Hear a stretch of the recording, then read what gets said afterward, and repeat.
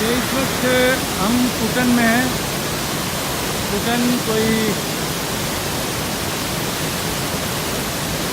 60 kilometre के फासले पर मुजफ्फराबाद से।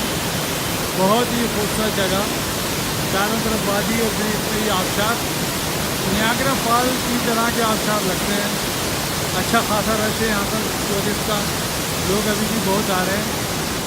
और बहुत ही खूबसूरत वादी, इन वादियों के बीच में ये खूबसूरत सा फॉल, कुटन फॉल, इसे कुटन वाटरफॉल भी कहते हैं।